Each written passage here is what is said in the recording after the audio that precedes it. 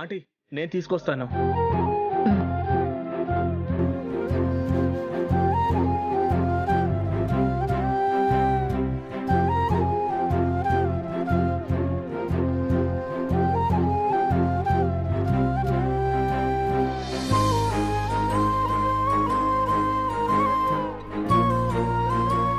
జరిగింది తెలిసిన దగ్గర నుంచి మనసులో లేదు. లోపల కాస్త కూడా మనశ్శాంతి లేదు. అందుకే కలిసి వెళదామని వచ్చాను. ఈ సమయంలో మీకు తిండి మీద కూడా ధ్యాస పోదని నాకు తెలుసు. అందుకే అందరికీ భోజనం తీసుకొచ్చాను.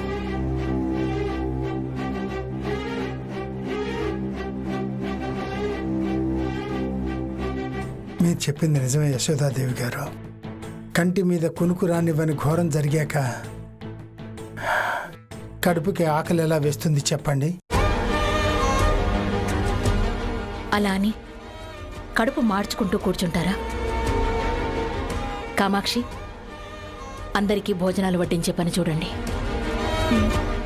ఇంత జరిగాక కూడా మీరిక్కడే ఉండడం నా మనసుకి చాలా బాధగా ఉంది. కానీ మీ ఆత్మాభిమానాన్ని కాదని మా ఇంటికి రమ్మని బలవంతం చేయలేకపోతున్నాను.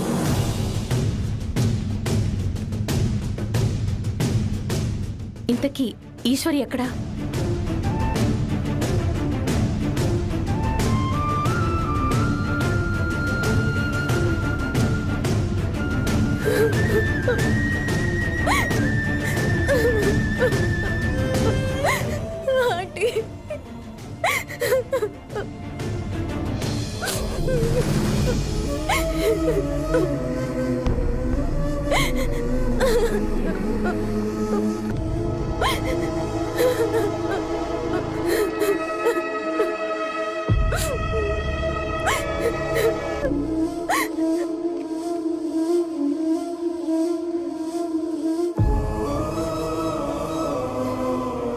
ఊరుకోమ్మా. రాజేశ్వరి విలాస్ మీద చెరిగిపోలేని మచ్చ పడిందంటే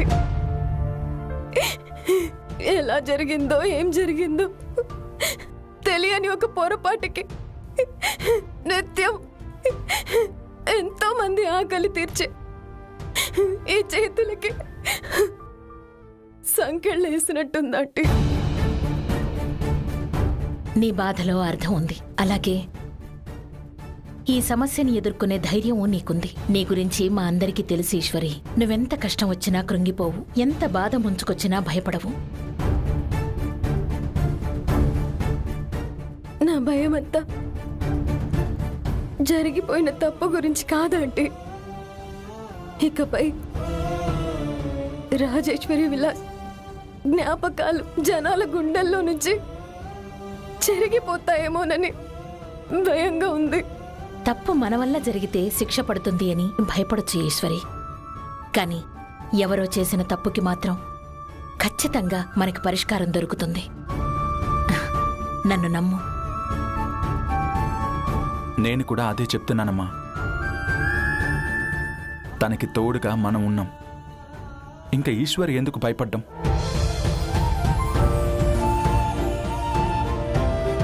చూసావా ఈశ్వరి, రుద్ర నీలకంఠ అభయహస్తమిచ్చాడు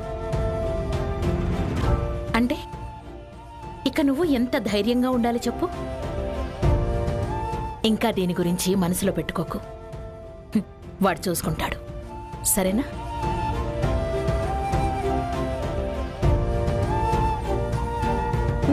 కామాక్షి గారు, సుందరి, లక్కమాంబ గారు, పద్మనాభం గారు రండి. అందరూ వచ్చి భోంచేయండి.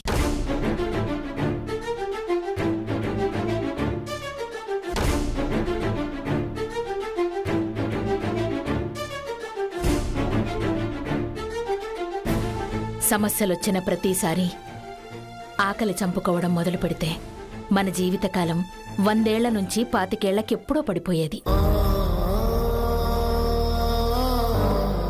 సమస్య వచ్చినప్పుడు ఆకలితో పడుకోవడం పరిష్కారం కాదు, ఆలోచించడం పరిష్కారం.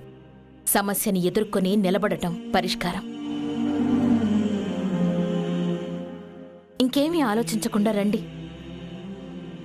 పద కామాక్షి. ఈశ్వరి రా. పద.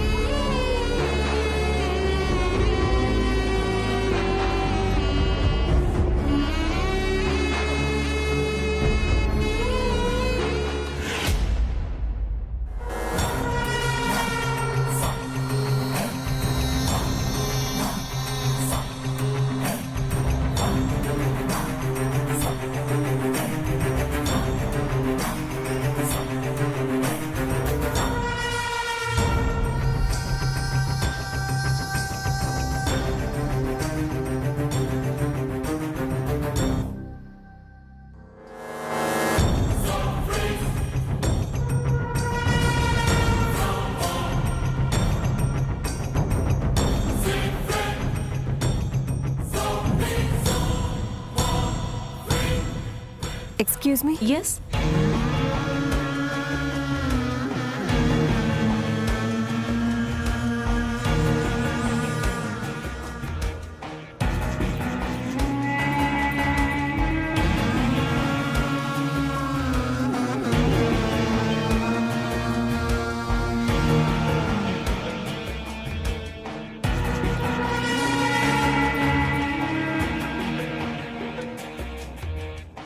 ఒకే ఒక్క పేషెంట్ ఉన్నారట.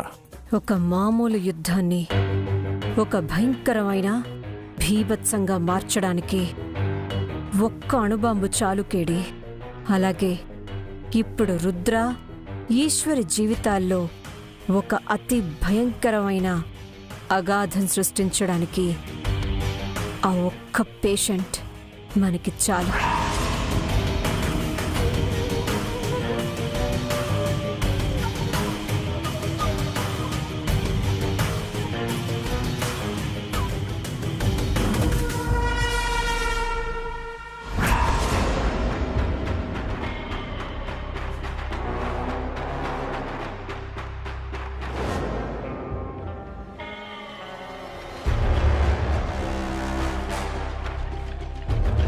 రుద్ర ఈ నిఖిల్ గాడిని ఇక్కడ కాపలా పెట్టాడేంటి కేడి?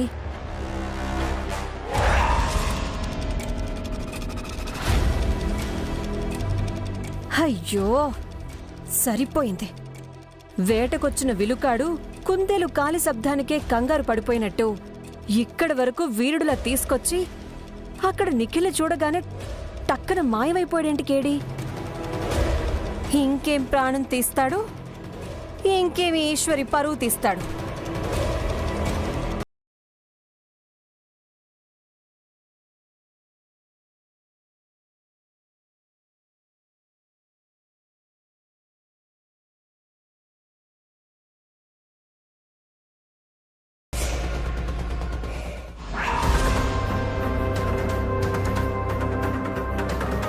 హలో మేడం, ఇలా దారికి అడ్డంగా నిలబడితే వచ్చిపోయే వాళ్ళకి ఇబ్బందిగా ఉంటుంది కదా. Sorry doctor.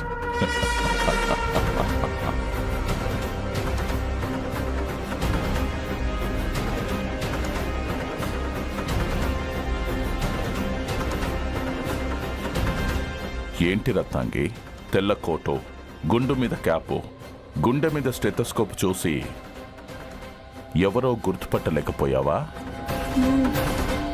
సరే సరే, నువ్విక్కడే ఉండు, నేను అసలు పని ముగించుకొని వస్తాను.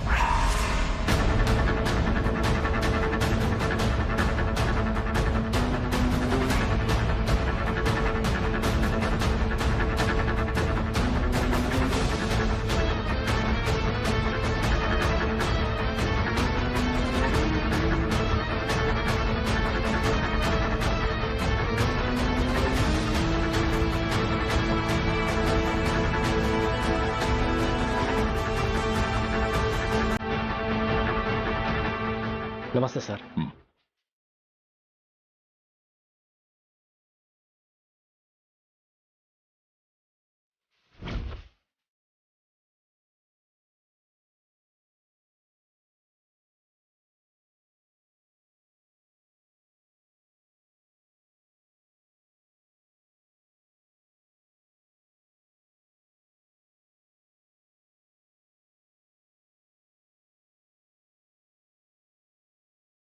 నిన్ను చూస్తుంటే కష్ట సుఖాలు లాభ నష్టాలు మొత్తం చూసిన దానిలాగా ఉన్నావు. ఇక నువ్వు చూడ్డానికి చేయడానికి ఈ భూమి మీద ఏమీ మిగిలినట్టుగా కూడా లేదు. నీ ప్రాణం తీసేసిన పెద్ద పాపమే తగలదు. హాయిగా చచ్చిపోయే.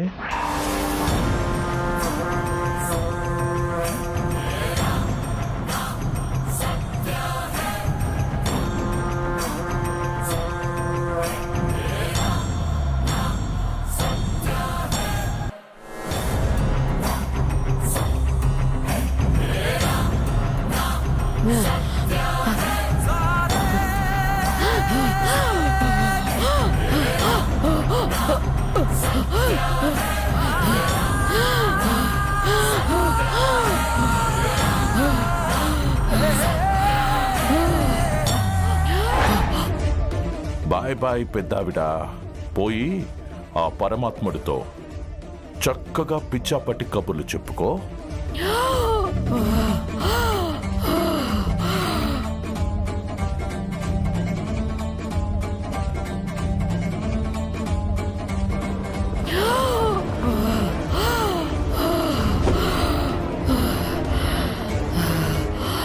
ఇంకా ఈ ముసలిది చావటం లేదేంటి?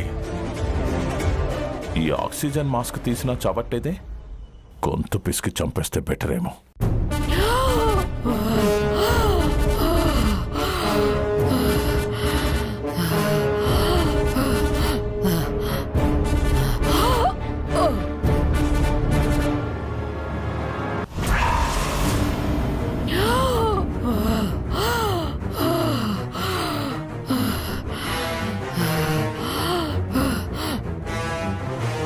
రత్నంగి,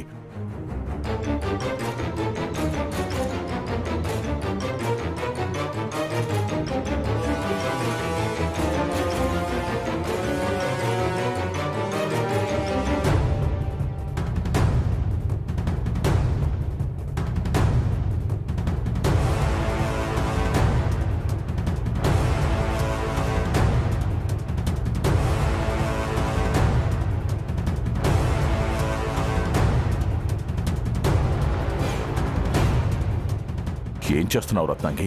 నేను రావడం కొంచెం లేట్ అయితే రుద్ర గురించి ఎన్నో నిజాలు చెప్పాల్సిన ఆ తలకాయిని పరలోకానికి పంపించేసేవాడివి. ఏం మాట్లాడుతున్నావు రత్నంగి? నాకేం అర్థం కావట్లేదు. నీకు చెప్పాను కదా కేడి, మా ఇంటికి ఒక ముసలిదొచ్చింది, మా అక్కని భయపెట్టింది అని. ఆ రోజు మా అక్క ముఖంలో భయం చూస్తే నాకు అర్థమైంది. రుద్ర జీవితంలో పెను తుఫాన్ని రేపే ఏదో రహస్యం ఈ ముసలమ్మ దగ్గరుంది అని. అప్పుడు తప్పించుకుంది, ఇప్పుడు మన చేతికి చిక్కింది కేడి. రత్నంగి, రుద్ర ప్రాణం తీసే బాణం ఈ ముసలమ్మి అయితే దీని ప్రాణం మనకి శక్తివంతమైన బాణమే. మన అమ్మల పొదిలో దాచుకుందాం. కానీ ఈశ్వరిని జైలుకి పంపించటం, వాళ్ళిద్దరి పెళ్లి చెడగొట్టటం ఆగిపోతాయా? నో, ఆగవు. హోటల్లో జరిగిన ఫుడ్ పాయిజన్ గొడవతో ఖచ్చితంగా వాళ్ల పెళ్లిని వాయిదా వేయించి రుద్ర మనస్సు మీద దెబ్బ కొడదాం. ముసలమ్మ దగ్గరున్న నిజాలు బయటికి లాగి వాళ్ళ జీవితం మీదే దెబ్బ కొడదాం. ఎస్ కేడి, నాకు కావాల్సింది అదే. రుద్ర నాశనాన్ని నేను కళ్ళారా చూడాలి.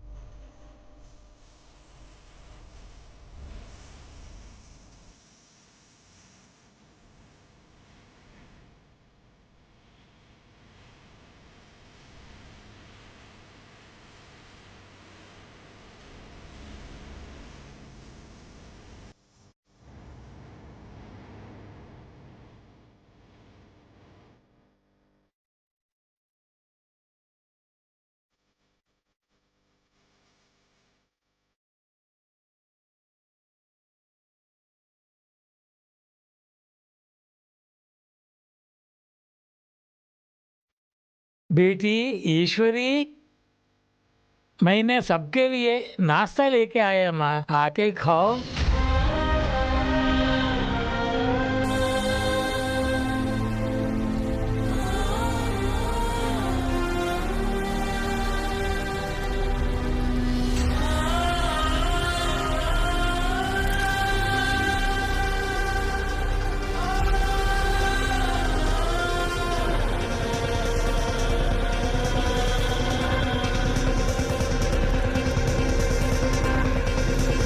ఎన్ని అడ్డంకులు వచ్చినా సరే ఏ హోటల్ని వదిలేద్దమ్మా. ఈశ్వరి, ఎంతో మందికి ఈ రాజేశ్వరి విలాస్ ఆకలి తీర్చింది. అడిగిన వాళ్ళకి లేదనుకుంటా అన్నం పెట్టింది. కానీ ఈరోజు తినడానికి తిండి లేక మరొక చోట నుంచి తెప్పించుకోవాల్సి వస్తుంది.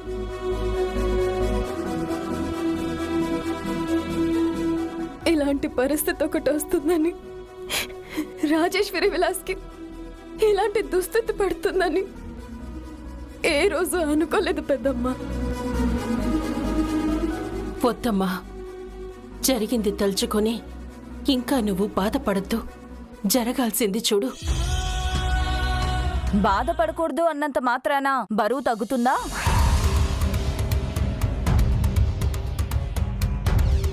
భయపడకూడదు అనుకున్నంత మాత్రాన ధైర్యం వస్తుందా అన్నట్టు మనం ఎంత బాధపడకుండా ఉన్నా ఊళ్ళో వాళ్ళు మనల్ని అలా ఉంచుతారా? ఈ మీడియా వాళ్ళు మనల్ని ప్రశాంతంగా బతకనిస్తారా? ఏమైంది సుందరి?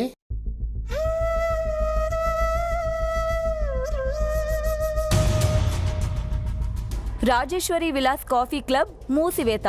ఫుడ్ పాయిజనింగ్ వల్ల 40 మందికి అస్వస్థత.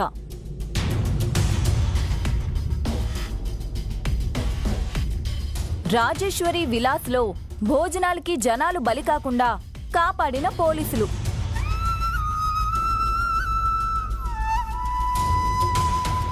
రాజేశ్వరి విలాస్ లో ఇక చాలా పిన్ని.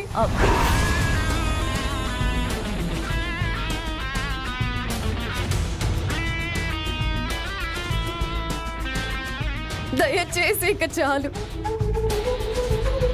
నువ్వు ఒక్కొక్క వార్త చదువుతూ ఉంటే నా గుండెల్లో 100 గుండె సూదులు పెట్టి పొడిచినట్టు అనిపిస్తుంది. దానికన్నా చావు సంతోషంగా ఉంటుందేమో పిన్ని. ఈశ్వరి, దయచేసి ఇక వార్తలు చదువుకు. ఇది మరీ బాగుంది ఈశ్వరి. నేను బాధ పెట్టడానికి పూనుకొని పేపర్ కొన్నట్టు మాట్లాడుతున్నావేంటి? సుందరి, ఇప్పుడు నీ వార్తలు వద్దు, ఒడియాలు వద్దు. అసలే బాధలో ఉన్న వాళ్ళ వీపు మీద భరించలేని వార్తలు పెట్టినట్లు ఆ వార్తలేమిటే? అమ్మమ్మ, నేను చదవకుండా ఉన్నంత మాత్రాన జరిగిందేమైనా మారిపోతుందా? జరగబోయేది ఆగిపోతుందా? సుందరి, ఇప్పుడు జరగబోయేదేంటి? రాజేశ్వరి విలాస్ భవిష్యత్తు సమాధైపోతుంది. ఇక శ్వాస తీసుకోదు.